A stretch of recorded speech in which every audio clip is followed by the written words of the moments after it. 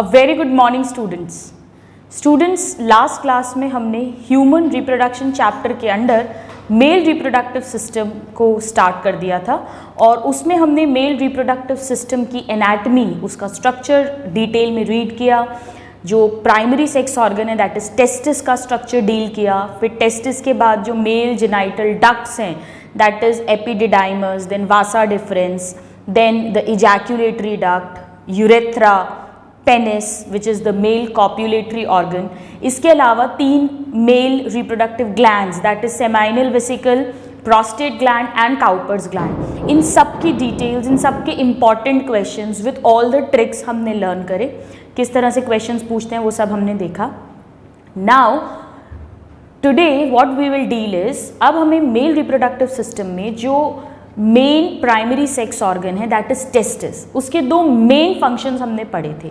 Number 1, उसको sperm produce करना है जो मेल गैमीट है, ताकि वो फीमेल गैमीट के साथ फर्टिलाइज करके जाइगोट बनाए और न्यू लाइफ, न्यू इंडिविजुअल का क्रिएशन हो।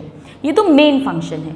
सेकेंड फंक्शन है उसका male sex hormone that is androgens, जो मेन एंड्रोजन है दैट इज टेस्टोस्टेरोन। हमने लास्ट क्लास में उसके फंक्शंस भी डिस्कस किए थे, उसे प्रोड्यूस करना। तो आज की क्लास में हम ये देखेंगे कि ये दोनों फंक्शंस, टेस्टोस्टेरोन कहाँ प्रोड्यूस हो रहा है टेस्टिस के अंदर, स्पर्म्स किस पार्ट में बनेंगे, क्या उसका स्ट्रक्चर है, कैसे वो फॉर्म होंगे। Now this all we will study. बाकी मेल रिप्रोडक्टिव सिस्टम के अदर ऑर्गन्स और उनका कनेक्शन आपस में, उनका डिटेल, सीमन का कॉम्पोजिशन, ये सब हम ऑलरेडी पढ़ चुके हैं। तो ये समझने के लिए कि स्पर्म्स कहाँ प्रोड्यूस हो रहे हैं, टेस्टोस्टेरोन कहाँ प्रोड्यूस हो रहा है, हमें पढ़ना पड़ेगा transverse section of testis. Testis का टीएस कट कर रहे हैं अपन। टीएस का मतलब, अगर आपको एक टेस्टिस का याद हो, एक ओवल शेप का रहता है इस तरह से टेस्टिस, और हमने पढ़ा था इसमें ट्यूनिका एल्ब्यूजिनिया कनेक्टिव टिश्यू की लेयर होती है जो सेप्टा बनाती है, जिसके कारण हर testis, each testis gets divided into 200 to 250 testicular lobules, और हर लोब्यूल के अंदर कॉइल्ड स्ट्रक्चर थे 2 से 3, जिन्हें हमने कहा था सेमिनिफेरस ट्यूब्यूल्स। आपको आ रहा है याद, हमने ये लास्ट क्लास में पढ़ा था। और फिर ये रेटे टेस्टिस बनाया था इन्होंने, vasa efferentia, epididymis and all that, हम दोबारा नहीं पढ़ रहे हैं। हम अभी क्या पढ़ने वाले हैं कि अगर हम इसका एक कट सेक्शन ले, टीएस ट्रांसवर्स सेक्शन, इस पार्ट को, और हम इस पार्ट को स्टडी करें, यानी हमने इसे कट किया ट्रांसवर्सली। ये जैसे अगर सेमिनिफेरस ट्यूब्यूल है कॉइल, हमने इसे ऐसे टीएस में कट किया, तो अब हम जब ऊपर से देखेंगे तो हमें ये कैसा दिखेगा, गोल गोल दिखेंगे। तो कैसे दिखेंगे हमें seminiferous tubules, like this. Suppose ये एक सेमिनिफेरस ट्यूब्यूल है, ये एक और सेमिनिफेरस ट्यूब्यूल है, और एक लोब्यूल के अंदर 2 to 3 सेमिनिफेरस ट्यूब्यूल्स हो सकते हैं। तो लेट्स सपोज ये एक और सेमिनिफेरस ट्यूब्यूल है। Alright, now in seminiferous tubules के बीच बीच में, यानी हम इस डायग्राम में इस जगह की बात कर रहे हैं, ये जो जगह है ट्यूब्यूल्स के बीच में, यहाँ पर कनेक्टिव टिश्यू भरा हुआ है। तो आइए हम इस डायग्राम में इसको फिल कर दें। ये इस स्पेस की हम बात कर रहे हैं, सेमिनिफेरस ट्यूब्यूल्स के बीच बीच की जो स्पेस है पूरी, ये कनेक्टिव टिश्यू की स्पेस है, इसमें कनेक्टिव टिश्यू फिल्ड है, और इस स्पेस को कहते हैं students interstitial space. So this is interstitial space, जो बेसिकली किसकी बनी हुई है, क्या भरा हुआ है इसके अंदर, कनेक्टिव टिश्यू। प्लस ये क्या है, this is a seminiferous tubule. 2 to 3 होंगे एक लोब्यूल के अंदर, सेमिनिफेरस ट्यूब्यूल। ये 2 स्ट्रक्चर्स हमें दिख रहे हैं। नाउ ये जो इंटरस्टिशियल स्पेस है, इसके अंदर कुछ सेल्स मिलते हैं जिन्हें इंटरस्टिशियल सेल्स बोलते हैं या लीडिक सेल्स बोलते हैं। यही टेस्टोस्टेरॉन, एक्चुअली सारे ही एंड्रोजन्स, मेन टेस्टोस्टेरॉन होता है इसीलिए हम टेस्टोस्टेरॉन कहते हैं, उन्हें प्रोड्यूस करते हैं। सो सपोज ये एक ग्रुप ऑफ सेल है इस इंटरस्टिशियल स्पेस में, कुछ यहां पड़े हुए हैं सेल्स, ये सब सेमिनिफेरस ट्यूब्यूल के अंदर नहीं है, उसके बीच बीच में जो इंटरस्टिशियल स्पेस है, लेट अस सपोज कुछ यहां पर है। इन सेल्स को कहते हैं स्टूडेंट्स, ये जो सारे सेल्स हैं दे आर कॉल्ड, क्योंकि इंटरस्टिशियल स्पेस में है तो या तो हम कहेंगे इन्हें इंटरस्टिशियल सेल्स या इनका नाम है लीडिक सेल्स। हमने इनका नाम पढ़ा था जब हमने 11th क्लास के एंडोक्राइन सिस्टम में LH हार्मोन पढ़ा था, जहां हमने उसको कहा था मेल्स में उसे ICSH कहते हैं, interstitial cell stimulating hormone. LH ही इन सेल्स को स्टिमुलेट करेगा और फिर ये एंड्रोजन्स यानी टेस्टोस्टेरॉन को सिक्रीट करेंगे। सो ये है वन टाइप के सेल्स जो सेमिनिफेरस ट्यूब्यूल्स के बीच बीच की खाली जगह जो कनेक्टिव टिश्यू की भरी हुई है उसमें मिलते हैं, and they will produce androgens. Basically main is testosterone, और इन्हें कौन स्टिमुलेट करेगा? They are stimulated by LH hormone, जो कि एंटीरियर पिट्यूटरी हार्मोन है। हम अभी दोबारा लिखेंगे भी, हम अभी तो सिर्फ समझ रहे हैं। तो ये तो वन टाइप के सेल्स हैं। नाउ अगर हम सेमिनिफेरस ट्यूब्यूल की बात करें तो सेमिनिफेरस ट्यूब्यूल जो है उसके चारों तरफ एक और थोड़ा डेंस कनेक्टिव टिश्यू होता है, उसकी लेयर होती है। मैं एक में बना रही हूँ बट एक्चुअली ये लेयर सभी सेमिनिफेरस ट्यूब्यूल्स को चारों तरफ से घेरे रहती है ताकि उसे प्रोटेक्शन प्रोवाइड करे, उसे स्ट्रेंथ प्रोवाइड करे।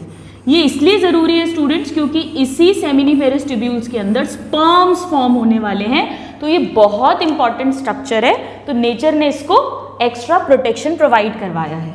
इस लेयर को कहते हैं tunica propria. Tunica propria. So what is tunica propria? It is the outer covering of seminiferous tubule. यहीं पर लिख लेते हैं हम, outer covering of seminiferous tubule. और ये किसकी बनी हुई है? It is composed of same वही white fibrous connective tissue. So this is about tunica propria, जो सभी सेमिनिफेरस ट्यूब्यूल्स के चारों तरफ से उसे प्रोटेक्शन प्रोवाइड कर रही है। अब अगर हम अंदर देखें सेमिनिफेरस ट्यूब्यूल की यूनिट को, तो इसमें एक बीच का खाली पार्ट होता है जिसे इसका ल्यूमिनल पार्ट बोलते हैं। ल्यूमन, ल्यूमन मतलब खाली जगह, और इसके चारों तरफ एक एपिथीलियम की लेयर होती है जिसे हम जर्माइनल या जर्मिनल एपिथीलियम कहते हैं। इस एपिथीलियम में कुछ सेल्स जो होते हैं, ज़्यादातर सेल्स जो होते हैं वो क्यूबॉइडल होते हैं, यानी क्यूब लाइक होते हैं। आपको याद होगा 11th में हमने पढ़ा था। So they are cube like, that means length and breadth will be similar. ये भी कुछ हैं, ये भी कुछ हैं, इस तरह से ये क्यूबिकल सेल्स की लेयर है, लाइक दिस। सभी में है। अभी हम सिर्फ एक सेमिनल वेसाइकल को स्टडी करने के पर्पस से बना रहे हैं, ये सभी में है। और इनके बीच बीच में कुछ लंबे लंबे सेल्स हैं, कॉलम की तरह, लाइक दिस, कॉलमनार सेल्स।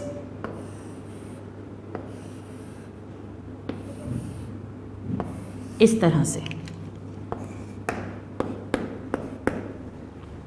इनमें भी न्यूक्लियस है, ये भी सेल्स हैं, पर ये कॉलम की तरह है। यानी कि सेमिनिफेरस ट्यूब्यूल के अंदर टू टाइप के सेल्स हैं। इसकी जो एपिथीलियम है, ये जो बीच का पार्ट है, this is the luminal part और ल्यूमन ऑफ सेमिनिफेरस ट्यूब्यूल। इसका क्या रोल है वो भी हम पढ़ेंगे। बाकी जो 2 टाइप के सेल्स हैं उनमें से जो ये वाले सेल्स हैं, ये जो क्यूब की तरह हैं, इन्हें कहते हैं mail germ sales. Mail germ cells जो क्यूबॉइडल हैं, यही स्पर्म प्रोड्यूस करेंगे। अब अगर आपको याद आए तो जब हमने 11th में चैप्टर नंबर 7 में जो स्ट्रक्चरल ऑर्गेनाइजेशन इन एनिमल्स का चैप्टर है उसमें एनिमल टिश्यू पढ़ा था, तो वहाँ पर हमने सिंपल क्यूबॉइडल एपिथेलियम का एग्जाम्पल लिखा था in the germinal epithelium of testis and ovary. यानी टेस्टिस और ओवरी दोनों की ही जर्माइनल एपिथेलियम में जो स्पर्म्स और ओवा प्रोड्यूस होंगे वो कैसे सेल से होते हैं, सिंपल क्यूबॉइडल एपिथेलियम से। इसके अलावा जो इनमें ये कॉलम जैसे लंबे लंबे सेल्स हैं, इन्हें कहते हैं students Sertoli cells. So there are 2 types of cells inside the seminal vesicle and 1 type of cell in between the seminal vesicle. Alright, now यहाँ पे हम कुछ sperm बना देते हैं और ऐसा क्यों बनाए हैं हमने वो अभी हम बात करेंगे। Like this, these are the sperms, ये बीच का ल्यूमन का पार्ट है। So let's write it down, क्या क्या क्वेश्चंस आते हैं वो हम देख लेते हैं, फिर हम आगे पढ़ेंगे। तो यानी कि फर्स्ट टाइप ऑफ सेल्स जो हमें टेस्टिस के अंदर मिलेंगे, types of cells in testis, alright. First is Leydig cells और इंटरस्टिशियल सेल्स। ये सेमिनिफेरस ट्यूब्यूल के अंदर नहीं है, ये सेमिनिफेरस ट्यूब्यूल्स के बीच बीच में जो कनेक्टिव टिश्यू भरा हुआ है। So we can write that they are present in between seminiferous tubules, in interstitial space, that is the connective tissue space, यहाँ पर ये present है। और ये एंडोक्राइनल है नेचर में। क्यों है एंडोक्राइनल? क्योंकि ये हार्मोन प्रोड्यूस कर रहे हैं। So they are endocrinal cells. So ये क्वेश्चन पूछते हैं टेस्टिस के एंडोक्राइनल सेल कौन से? लीडिक सेल्स है। क्या मेन फंक्शन है इनका? They produce androgens. और हमने लास्ट क्लास में पढ़ा था कि मोस्ट इंपॉर्टेंट एंड्रोजन जो है वो है टेस्टोस्टेरॉन और सेकेंड मोस्ट जो है वो है डायहाइड्रोटेस्टोस्टेरॉन। और भी बहुत सारे होते हैं, आपके लेवल पे आपको ये 2 नाम आने चाहिए। सो टेस्टोस्टेरॉन एंड डायहाइड्रोटेस्टोस्टेरॉन को ये प्रोड्यूस करेंगे। कौन इनको स्टिमुलेट करेगा प्रोड्यूस करने के लिए? LH। So the next point is that they are stimulated by LH, that is luteinizing hormone. हमने 11th में पढ़ा था, या इंटरस्टिशियल सेल स्टिमुलेटिंग हार्मोन। अब आप जानते हैं क्यों, क्योंकि इंटरस्टिशियल सेल इनका नाम है और ये हार्मोन इन्हें स्टिमुलेट कर रहा है एंड्रोजन बनाने के लिए। So they are stimulated by LH which is released from anterior pituitary. आप लोग चाहें तो 11th का अपना एक बार केमिकल कोऑर्डिनेशन के चैप्टर को ब्रश अप कर सकते हो। एक तो ये क्वेश्चन आता है कि ये क्या प्रोड्यूस करते हैं और ये किससे स्टिमुलेट होते हैं? एंडोक्राइनल होते हैं और इनकी लोकेशन। नाउ ये जो टेस्टोस्टेरॉन है स्टूडेंट्स, हमने इसके फंक्शंस हालांकि लास्ट क्लास में डिटेल में डिस्कस किए थे। ये टेस्टोस्टेरॉन स्पर्म फॉर्मेशन के लिए बहुत इंपॉर्टेंट है। इसके 2 रोल्स हैं। एक तो ये कि ये टेस्टोस्टेरॉन ब्लड के थ्रू बॉडी में जाएगा, ये सेकेंडरी सेक्स ऑर्गन्स का डेवलपमेंट कराएगा, मेल्स में सेकेंडरी सेक्स कैरेक्टर्स का डेवलपमेंट कराएगा, एम्ब्रियोनिक लाइफ में ये डिसेंड ऑफ टेस्टिस कराता है, सेक्स डिजायर के लिए ये रिस्पॉन्सिबल है। प्लस ये टेस्टोस्टेरॉन सेमिनिफेरस ट्यूब्यूल के अंदर पहुंच जाएगा डिफ्यूजन के थ्रू और फिर ये स्पर्मेटोजेनेसिस यानी स्पर्म के फॉर्मेशन में रोल प्ले करेगा। So let us write down एक बार क्विकली दोबारा से functions of testosterone and DHT also we can write. हालांकि हम इसे लास्ट क्लास में डिस्कस कर चुके हैं बट यहाँ ये रेलेवेंट है इसलिए हम लिख रहे हैं। Number 1, it helps in spermatogenesis, that is sperm formation.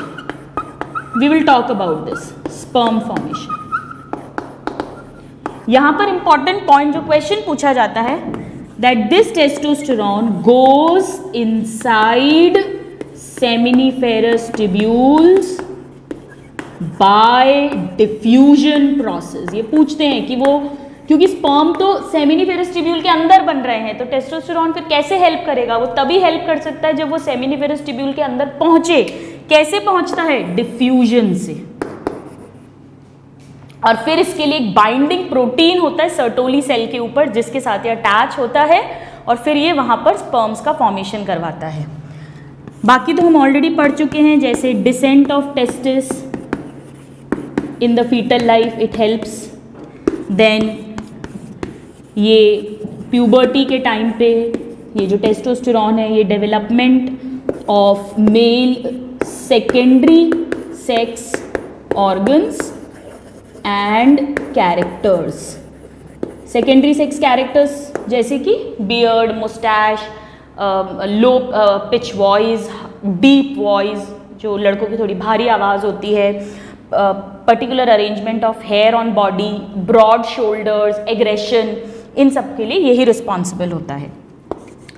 Then जो सेक्स डिज़ायर है, that is sex desire which is called libido, उसका भी यही रेगुलेशन करता है। ये भी बहुत क्वेश्चन पूछा जाता है, तो ये सारे काम ये करता है।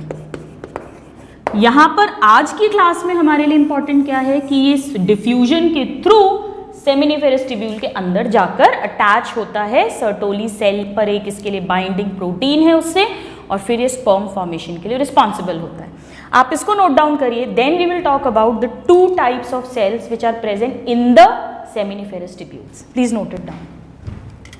तो स्टूडेंट्स, हम लोग डिस्कस कर रहे हैं सेल्स इनसाइड द टेस्टिस, जिसमें से पहले सेमिनिफेरस ट्यूब्यूल्स के बीच के सेल्स हैं लीडिक सेल्स और इंटरस्टिशियल सेल्स, जो testosterone, male androgen, other androgens also they are producing. Now the second and third type of cell which are present inside the seminiferous tubules.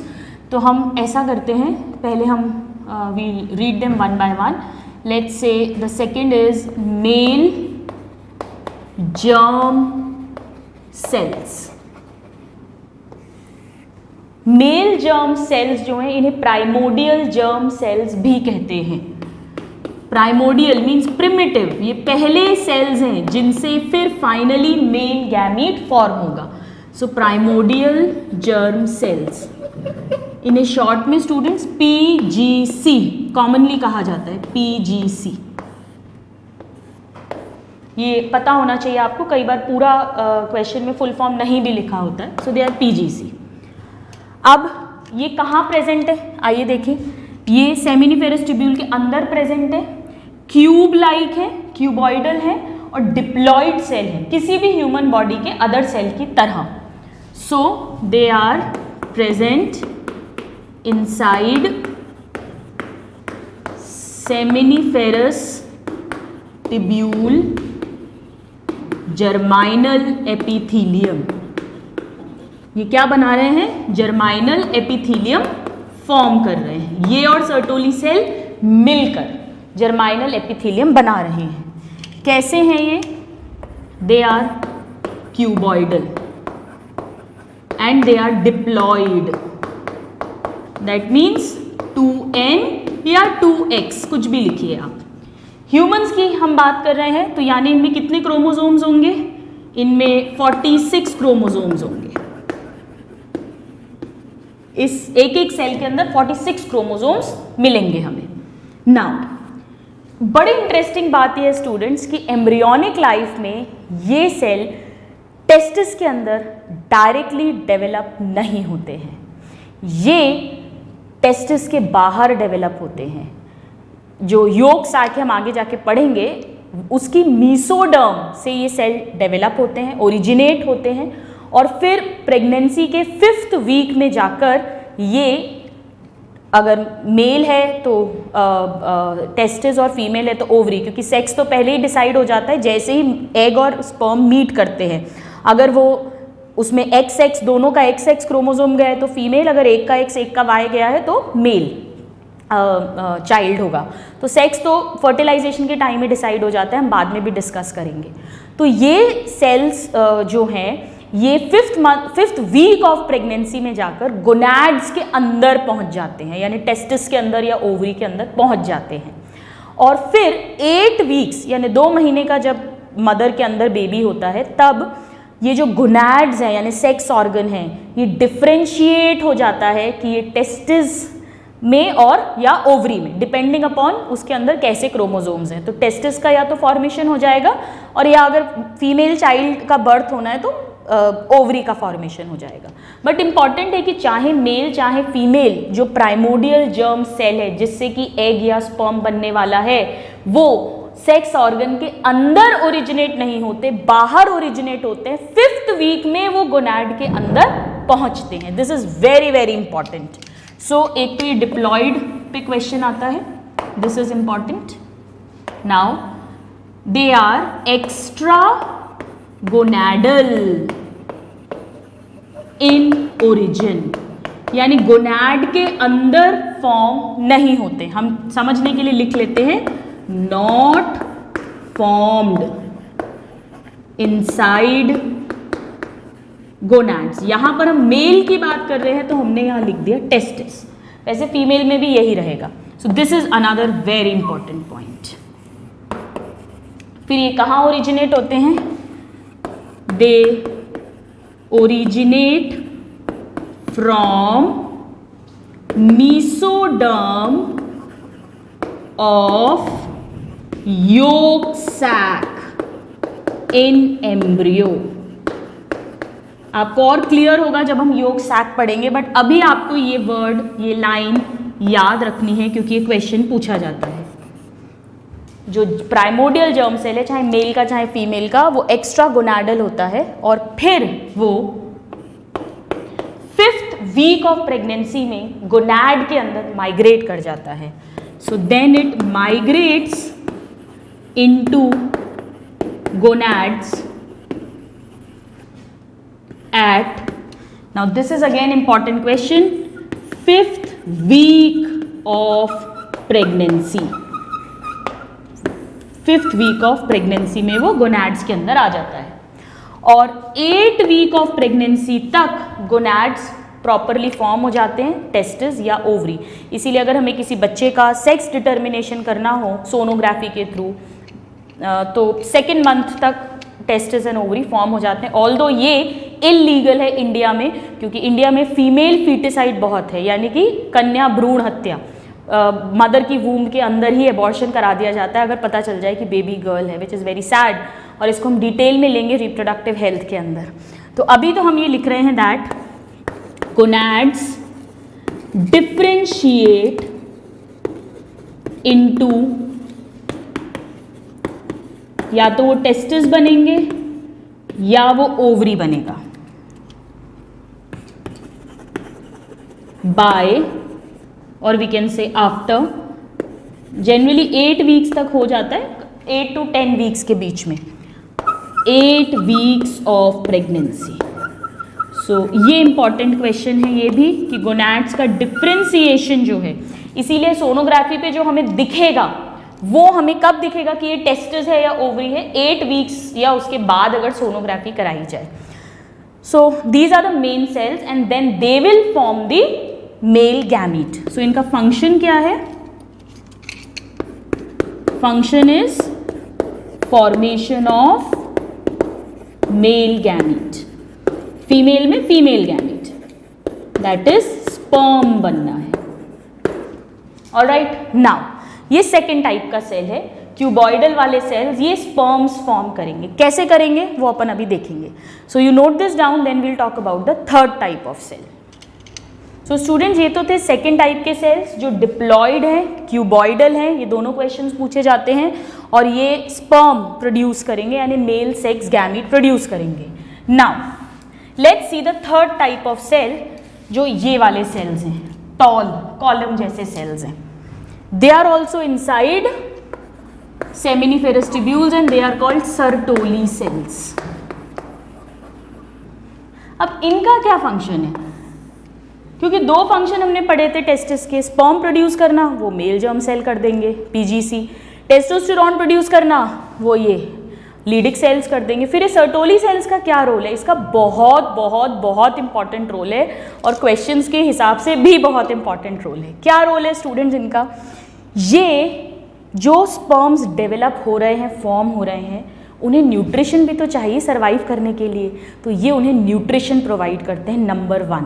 इसीलिए इन्हें nurse sales भी बोलते हैं, क्योंकि nurse मतलब उनकी केयर कर रहे हैं, उन्हें न्यूट्रिशन प्रोवाइड करवा के। नंबर 2, ये न्यूट्रिशन प्रोवाइड करके उनके जिंदा रहने में मदद कर रहे हैं, उन्हें सस्टेन करवा रहे हैं, तो इन्हें सस्टेंटैक्युलर सेल्स भी कहते हैं। ये तीनों नाम आपको रटे होने चाहिए, सस्टेंटैक्युलर क्योंकि ये सस्टेन करवा रहे हैं, या नर्स सेल्स क्योंकि ये न्यूट्रिशन प्रोवाइड करवा रहे हैं। ये सब इंटर रिलेटेड वर्ड्स हैं। सो नंबर 1 पॉइंट, ये कैसे हैं, कॉलमनार है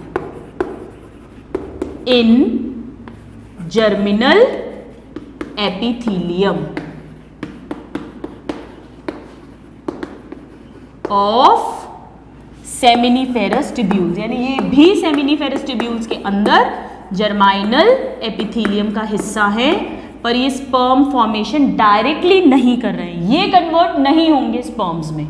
सो germinal epithelium of seminal vesicle and they are columnar, जबकि वो क्यूबॉइडल होते हैं।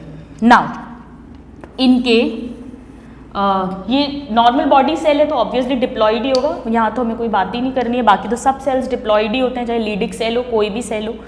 अब हम आते हैं इसके फंक्शंस पे, जो बहुत बहुत बहुत इंपॉर्टेंट है students, very very very important.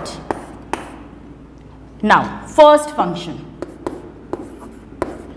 जो डेवलपिंग स्पर्म है, एक्चुअली अभी हम पढ़ेंगे जब स्पर्म डेवलप होता है तो जब जैसे ही स्पर्म फॉर्म होता है वो अपने सर को, हेड को इन सर्टोली सेल के अंदर घुसा देता है, जैसा कि आप देख सकते हैं, एम्बेडेड कर देता है ताकि वहां से न्यूट्रिशन ले सके।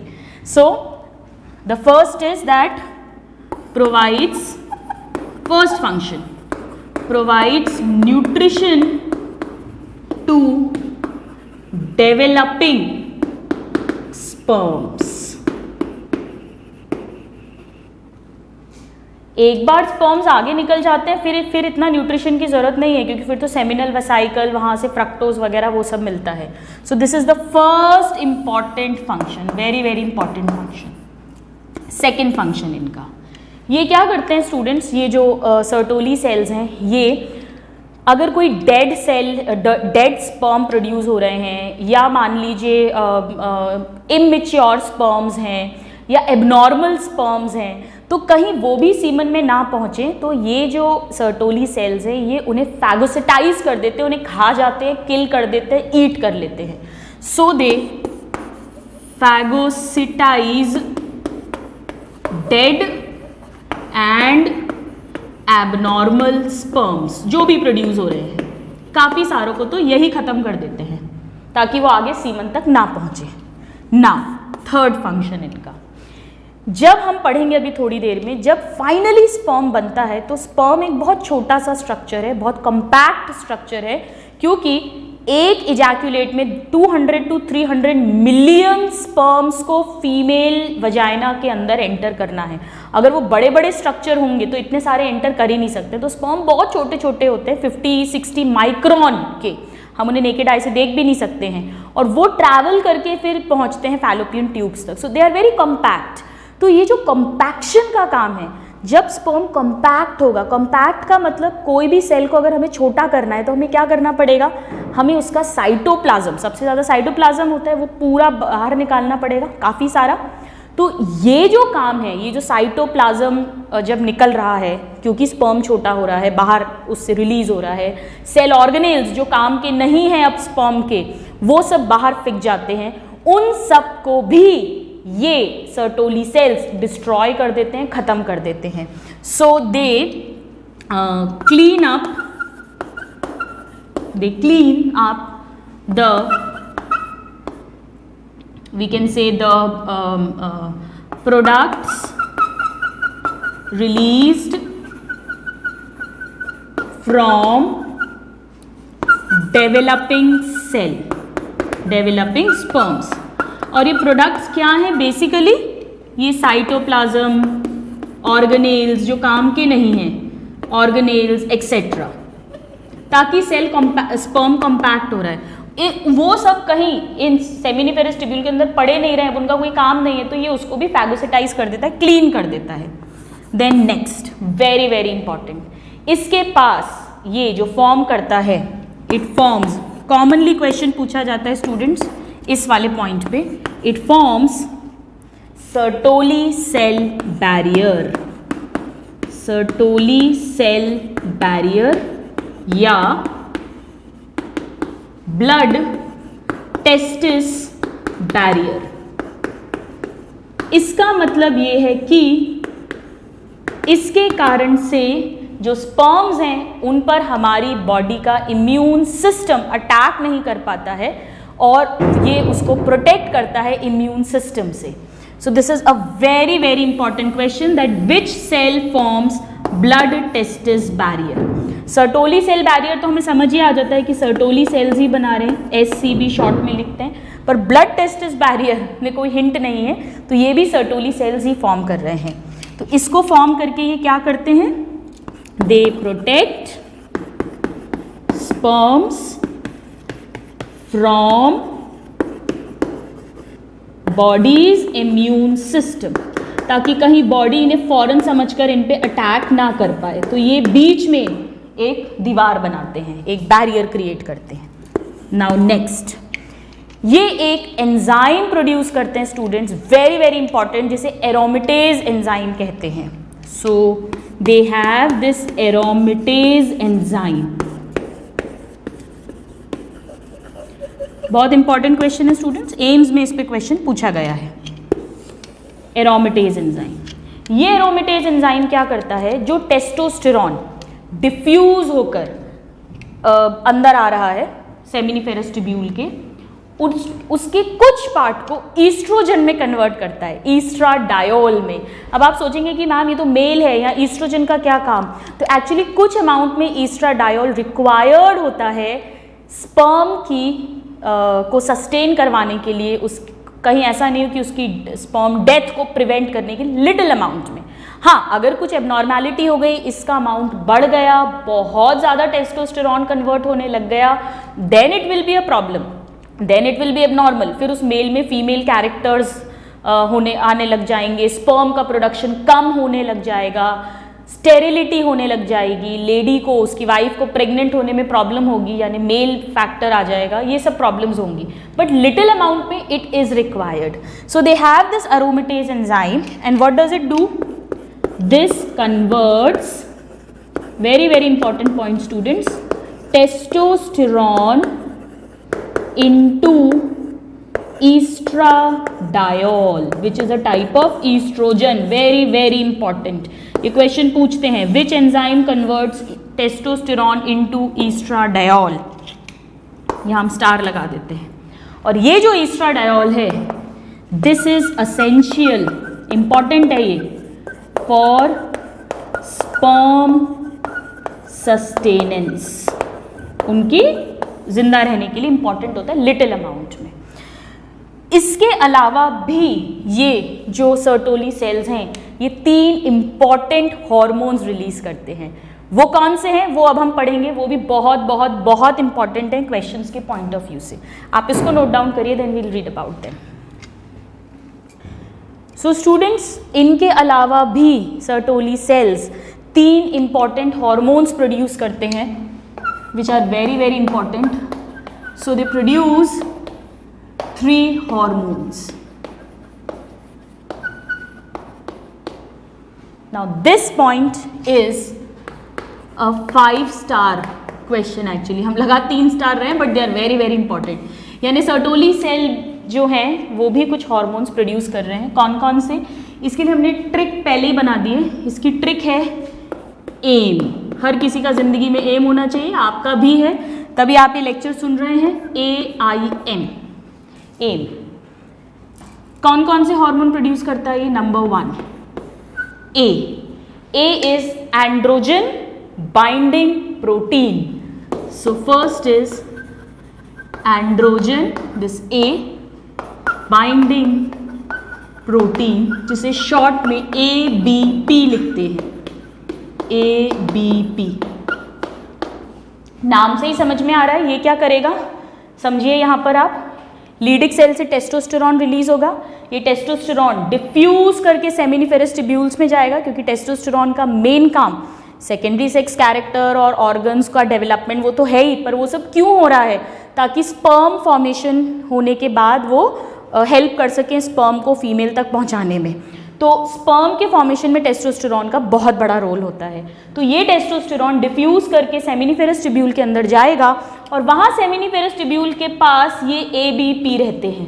इन ABP के साथ वो बाइंड कर जाएगा, चिपक जाएगा, जिसके कारण से टेस्टोस्टेरॉन काफ़ी सारा इकट्ठा रहेगा सेमिनिफेरस ट्यूब्यूल्स के अंदर। यानी कि ABP क्या काम कर रहा है, it concentrates testosterone in seminiferous tubules. Seminiferous tubules के अंदर ये टेस्टोस्टेरॉन के कॉन्सेंट्रेशन को बनाए रख रहा है, बढ़ाए रख रहा है, क्योंकि टेस्टोस्टेरॉन इससे अटैच हो जाएगा, नहीं तो क्या होगा, नहीं तो वापस डिफ्यूज हो जाएगा। जैसे ही यहाँ पर ज़्यादा हायर कॉन्सेंट्रेशन हुआ, खूब सारा पहुँचा, फिर हाई टू लो, तो फिर ये वापस आ जाएगा। पर हम चाहते हैं टेस्टोस्टेरॉन इसके अंदर रहे ताकि वो इन मेल जर्म सेल्स को हेल्प करे स्पर्म्स प्रोड्यूस करने के लिए। सो this is about the first androgen binding protein and it concentrates testosterone in the seminiferous tubule. Important है, क्वेश्चन पूछते हैं। Now the second hormone is I. I stands for inhibin, और जैसा कि नाम से समझ में आ रहा है ये किसी ना किसी चीज़ को इनहिबिट करेगा, यानी रोकेगा। ये क्या करता है, जब स्पर्म का फॉर्मेशन मोर देन नॉर्मल हो जाए, एक्सेसिव हो जाए, तो ये एंटीरियर पिट्यूटरी पे अटैक करके वहाँ से FSH हार्मोन जो स्पर्म प्रोडक्शन के लिए रिस्पॉन्सिबल है उसे डाउन कर देता है, इनहिबिट कर देता है, ताकि एक्सेसिव स्पर्म फॉर्मेशन ना हो और एक बैलेंस बना रहे। सो इनहिबिन का रोल क्या है, दैट इट इनहिबिट्स FSH, और ये FSH कहाँ से निकल रहा है, एंटीरियर पिट्यूटरी से, हमने 11th में पढ़ा था, pituitary. It inhibits FSH hormone, this is important. पूछते हैं इनहिबिन किस पे एक्ट करता है, FSH hormone release from the pituitary. Let me right here, आप कंफ्यूज नहीं हो, release from anterior pituitary. Now the third type,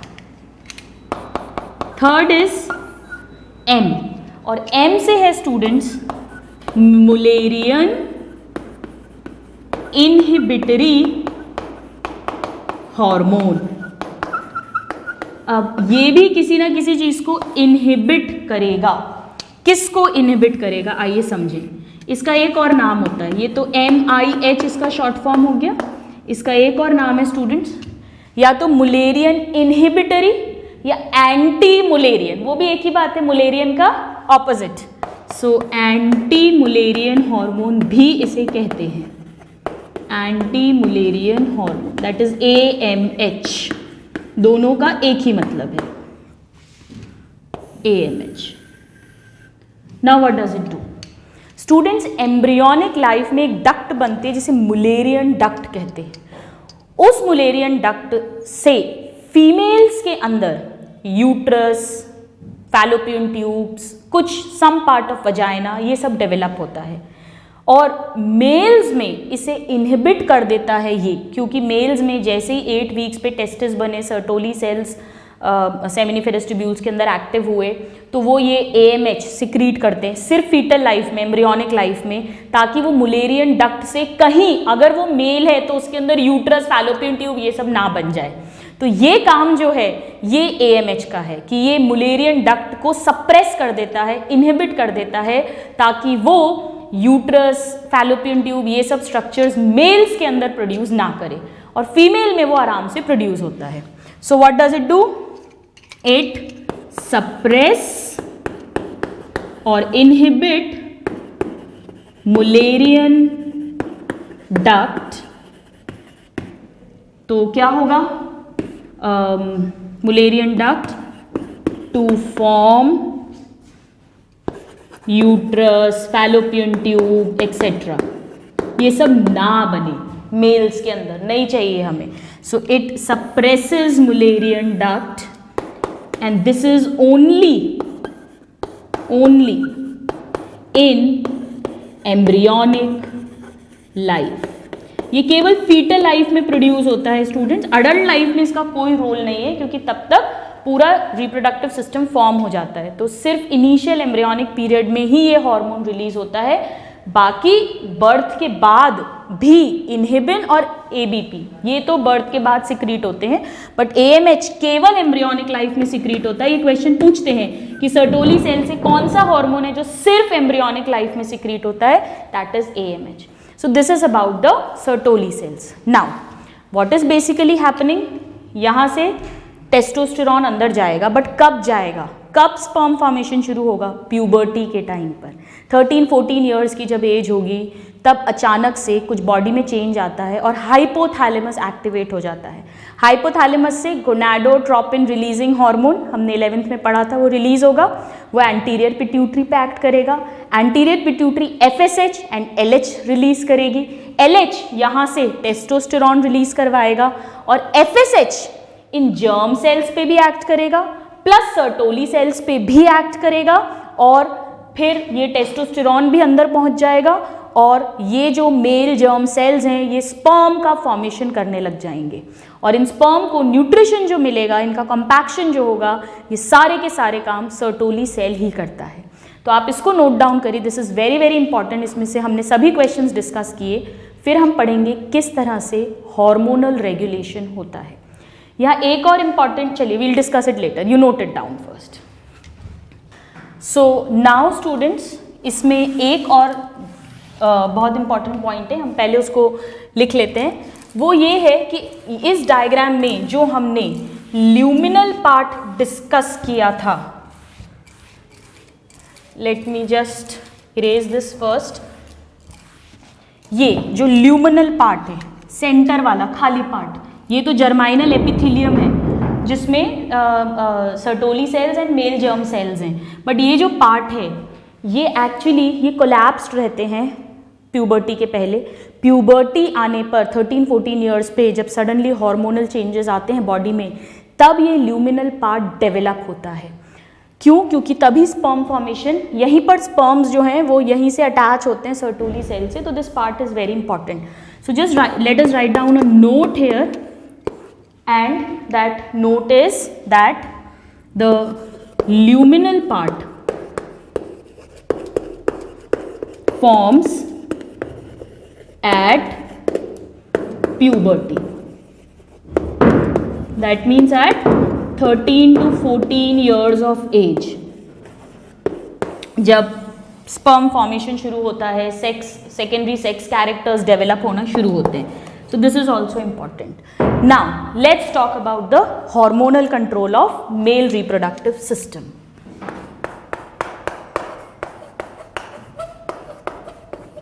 Hormonal control of male reproductive system.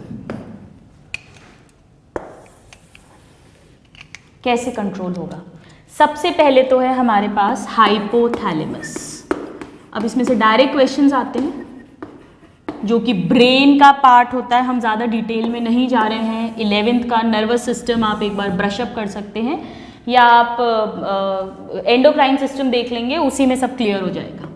यहाँ से रिलीज होता है गोनाडोट्रोपिन रिलीजिंग हार्मोन, और ये एक्ट करता है एंटीरियर पिट्यूटरी पे, और ये स्टिमुलेट करते हैं इन एंटीरियर पिट्यूटरी ग्लैंड को कि वो गोनाडोट्रोपिन्स रिलीज करें। और दो गोनाडोट्रोपिन्स होते हैं, हमने पढ़ा है, एफएसएच एंड एलएच। तो जैसे ही ये स्टिमुलेट करेगा, ये क्या कर रहा है, इस पर पॉजिटिव इफेक्ट डाल रहा है, इसको स्टिमुलेट करेगा, तो अब ये फॉर्म करेगी, फॉर्म मतलब रिलीज करेगा, बनाने लगेगा और रिलीज करेगा FSH, that is follicle stimulating hormone. हम इसके पूरे पूरे नाम नहीं लिख रहे हैं, आप लोग 11th में सब पढ़ चुके हैं, follicle stimulating hormone, and LH that is leading hormone, और ICSH, दोनों इसी के नाम है, मैं लिख देती हूँ यहाँ ICSH। ऑलराइट, नाउ ये जो LH है, ये LH, सो नाउ स्टूडेंट्स, एंटीरियर पिट्यूटरी को स्टिमुलेट किया gonadotropin releasing hormone from hypothalamus ने, इसने प्रोड्यूस किया, सिक्रीट किया FSH एंड LH। नाउ ये जो LH है ये टेस्टिस के अंदर पहुंचेगा, ब्लड के थ्रू, हार्मोन है, ब्लड के थ्रू पहुंचेगा टेस्टिस के अंदर, और जो लीडिंग सेल्स हैं, लीडिंग सेल्स या इंटरस्टिशियल सेल्स, वहां से रिलीज करवाएगा testosterone end of course other androgens also. So LH ने लीडिंग सेल्स पे पॉजिटिव रिस्पॉन्स डाला और उसके कारण से सिक्रीट हुआ टेस्टोस्टेरॉन। नाउ इधर क्या हो रहा है, ये जो FSH है ये दो चीजें प्रोड्यूस, दो काम करेगा। नंबर 1, ये वर्क करेगा, ये वर्क करेगा सर्टोली सेल्स पे। Now this is very interesting, ये सर्टोली सेल्स पे एक्ट करेगा, उस पे रिसेप्टर्स होते हैं इसके लिए, और सर्टोली सेल्स फिर दो फंक्शन करेंगे। नंबर 1 तो ये स्पर्म का फॉर्मेशन स्टार्ट करवा देंगे मेल जर्म सेल से, सो स्पर्मैटोजेनेसिस को ये प्रमोट करेंगे, दे विल स्टार्ट स्पर्मैटोजेनेसिस। इस स्पर्मैटोजेनेसिस में टेस्टोस्टेरॉन भी हेल्प करेगा, सो टेस्टोस्टेरॉन भी क्या करेगा, स्पर्मैटोजेनेसिस स्टार्ट करा देगा, हेल्प करेगा। प्लस इसके अलावा जो टेस्टोस्टेरॉन है वो secondary sex character, secondary sex organs, इन सब का डेवलपमेंट, जो भी हमने अदर फंक्शंस पढ़े थे वो सब भी करेगा। तो टेस्टोस्टेरॉन एक तरफ तो ब्लड में जाके secondary sex organ, secondary sex characters, इन सब का डेवलपमेंट करवाएगा, और दूसरी तरफ ये टेस्टोस्टेरॉन डिफ्यूजन के थ्रू सेमिनिफेरस ट्यूब्यूल के अंदर एंटर होके सर्टोली सेल के ऊपर जो ABP एंड्रोजन बाइंडिंग प्रोटीन है उसके साथ अटैच करके और स्पर्म के फॉर्मेशन को स्टिमुलेट कर देगा, एग्रेवेट कर देगा। नाउ अब जब ये बहुत ज़्यादा हो जाएगा तब सर्टोली सेल प्रोड्यूस करेंगे इनहिबिन। ऑलराइट, ABP का रोल तो ये देख लिया, इनहिबिन अब प्रोड्यूस हो रहा है, MIH तो प्रोड्यूस होगा नहीं, वो तो सिर्फ एम्ब्रियोनिक लाइफ में होता है मुलेरियन डक्ट को सप्रेस करने के लिए। अब ये जो इनहिबिन है ये क्या करेगा, ये कब होगा, जब स्पर्मैटोजेनेसिस नॉर्मल से ज़्यादा अगर फॉर्म हो रहा है तो ये नेगेटिव फीडबैक करेगा एंटीरियर पिट्यूटरी पर, नेगेटिव फीडबैक, और ये इस जब नेगेटिव फीडबैक परफॉर्म करेगा तो एंटीरियर पिट्यूटरी से FSH का रिलीज कम हो जाएगा, जिस कारण से स्पर्मैटोजेनेसिस भी कम हो जाएगा, यानी नॉर्मलाइज हो जाएगा। इसी तरह से जब टेस्टोस्टेरॉन एक्सेस में अगर प्रोड्यूस होने लग जाए तो भी क्या होगा, एक्सेस में स्पर्मैटोजेनेसिस होगा, plus male secondary sex characters over develop होने लग जाएंगे, aggression and all will increase very much. तो ये टेस्टोस्टेरॉन भी नेगेटिव फीडबैक देगा, एक तो एंटीरियर पिट्यूटरी को और साथ में हाइपोथैलेमस को भी, इसे भी और इसे भी। बट ये कब होगा, इन एक्सेस, जब टेस्टोस्टेरॉन एक्सेस में होगा तब ये एंटीरियर पिट्यूटरी से LH के रिलीज को कम करा देगा, एंटीरियर पिट्यूटरी को सप्रेस करके, ताकि टेस्टोस्टेरॉन का रिलीज कम हो जाए, जो बढ़ रहा था वो कम होके नॉर्मल हो जाए। और यह डायरेक्ट GnRH का ही रिलीज कम करा देगा तो भी LH का रिलीज ऑटोमेटिकली कम हो जाएगा। सो this is how it functions. अब इस पर ही क्वेश्चंस आते हैं। ये जो पार्ट है, इतना पार्ट,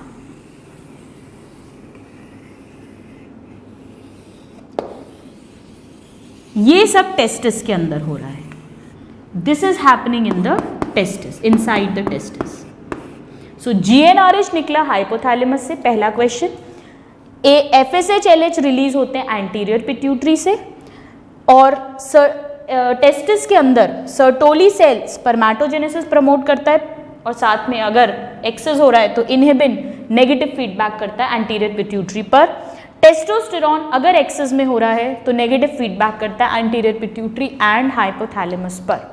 अगर बहुत ज़्यादा स्पर्मेटोजेनेसिस हो तो कभी कभी इनहिबिन हाइपोथैलेमस पर भी नेगेटिव इफेक्ट शो कर सकता है, बट मेन नेगेटिव फीडबैक जो होता है वो एंटीरियर पिट्यूटरी पर होता है, इनहिबिन का, और दोनों पर होता है टेस्टोस्टेरॉन का। So it's a complete diagram जिससे सभी क्वेश्चंस हमारे सॉल्व हो जाएंगे। कौन सा हार्मोन किस सेल से प्रोड्यूस हो रहा है या किस ग्लैंड से प्रोड्यूस हो रहा है, और किस पर वो नेगेटिव फीडबैक दे रहा है, कौन किसको पॉजिटिवली प्रमोट कर रहा है। सो स्टूडेंट्स, इस तरह से हमने देखा कि कैसे जो टेस्टोस्टेरॉन है जब प्यूबर्टी आएगी तो GnRH का सडनली रिलीज बढ़ेगा, FSH-LH रिलीज होंगे जो कि स्पर्म फॉर्मेशन को स्टार्ट करेंगे। Now in the next class we'll discuss how these sperms will be formed and what will be the structure of sperms. So till the next class, a very happy learning and have a good day. Thank you.